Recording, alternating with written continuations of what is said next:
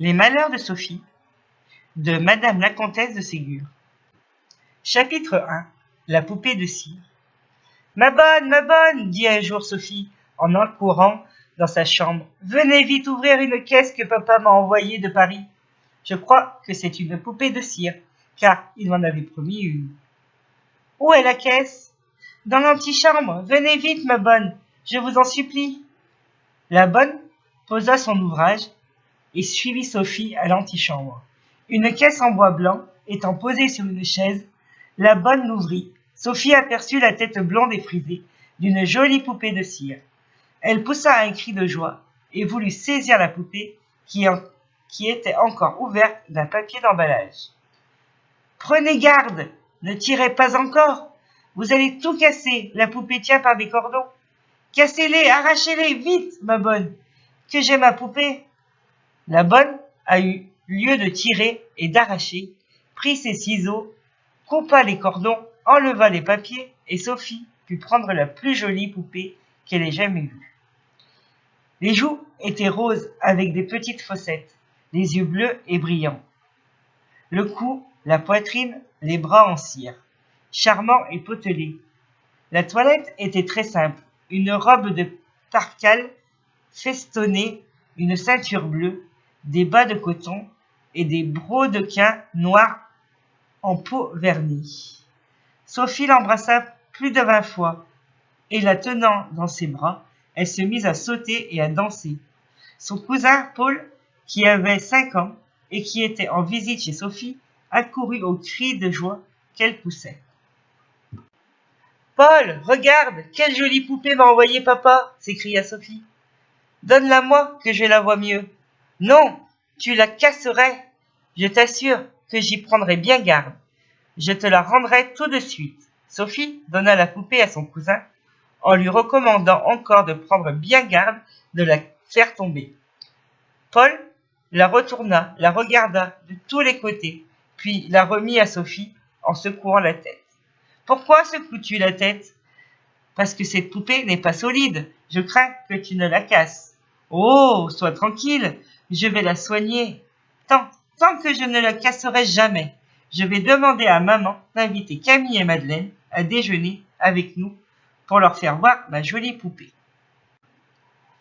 Elles te la casseront. »« Non, elles sont trop bonnes pour me faire de la peine en cassant ma pauvre poupée. » Le lendemain, Sophie peigna et habilla sa poupée, parce que ses amis devaient venir. En l'habillant, elle la trouva pâle. Peut-être, dit-elle, a-t-elle froid? Ses pieds sont glacés. Je vais la mettre un peu au soleil pour que mes amis voient que j'en ai bien soin et que je la tiens bien chaudement. Sophie alla porter la poupée au soleil sur la fenêtre du salon. « Que fais-tu à la fenêtre, Sophie ?» lui demanda sa maman. « Je vais réchauffer ma poupée, maman. Elle a très froid. »« Prends garde, tu vas la faire fondre. »« Oh non, maman, il n'y a pas de danger.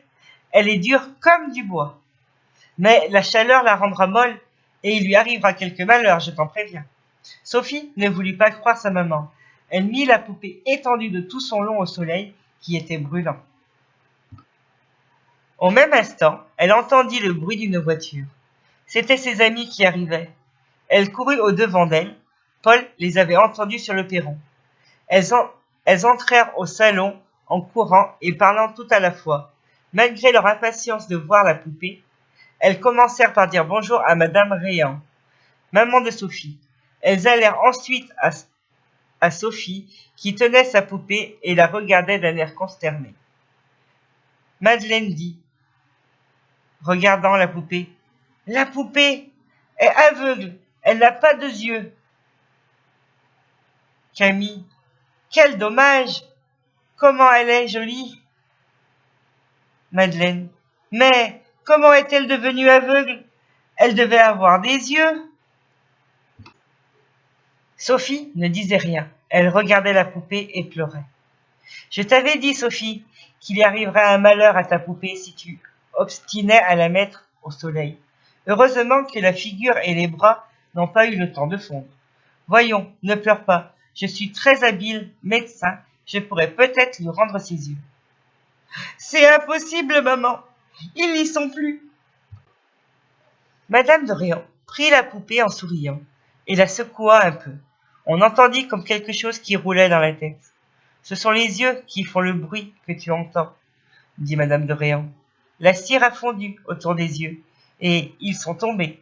Mais je tâcherai de les ravoir, déshabiller la poupée, mes enfants, pendant que je préparerai mes instruments. » Aussitôt, Paul et les 3 petites filles se précipitèrent sur la poupée pour la déshabiller. Sophie ne pleurait plus. Elle entendait avec impatience ce qui allait arriver. La maman revint, prit ses ciseaux, détacha le corps cousu à la poitrine. Les yeux, qui étaient dans la tête, tombèrent sur ses genoux.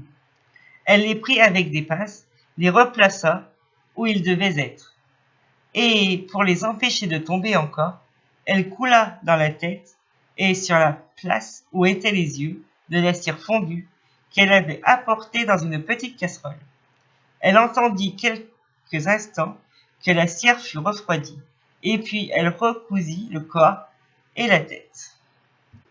Les petites n'avaient pas bougé. Sophie regardait avec crainte toutes ces opérations. Elle avait peur que ce ne fût pas bien, mais quand elle vit sa poupée raccommodée et aussi jolie qu'auparavant, elle sauta au cou de sa maman et l'embrassa 10 fois. « Merci, ma chère maman, disait-elle. Merci. Une autre fois, je vous écouterai, bien sûr. » On rhabilla bien vite la poupée, on l'assit sur un petit fauteuil et on l'emmena promener en triomphe en chantant. « Vive maman! Des baisers, je la mange! Vive maman! Elle est notre bon ange! » La poupée vécut très longtemps, bien soignée, bien aimée, mais petit à petit, elle perdit ses charmes. Voici comment. Un jour, Sophie pensa qu'il était bon de laver les poupées, puisqu'on lavait les enfants. Elle prit de l'eau, une éponge, du savon, et se mit à débarbouiller sa poupée. Elle la débarbouilla si bien qu'elle lui enleva toutes ses couleurs. Les joues et les lèvres devinrent pâles, comme si elle était malade, et restèrent toujours sans couleur. Sophie pleura, mais la poupée resta pâle. Un autre jour, Sophie pensa qu'il fallait lui friser les cheveux. Elle lui mit donc des papillotes. Elle les passa au fer chaud pour que les cheveux fussent mieux frisés. Quand elle lui ôta ses papillotes, les cheveux restèrent dedans. Le fer était trop chaud. Sophie avait brûlé les cheveux de sa poupée, qui était chauve. Sophie pleura, mais la poupée resta chauve. Un autre jour encore, Sophie, qui s'occupait beaucoup de l'éducation de sa poupée, voulut lui apprendre à faire des tours de force. Elle la suspendit par les bras à une ficelle. La poupée, qui ne tenait pas bien, tomba et se cassa un bras. La maman essaya de la raccommoder, mais comme il manquait des morceaux, il fallut chauffer beaucoup de cire et le bras resta plus court que l'autre. Sophie pleura, mais le bras resta tout court.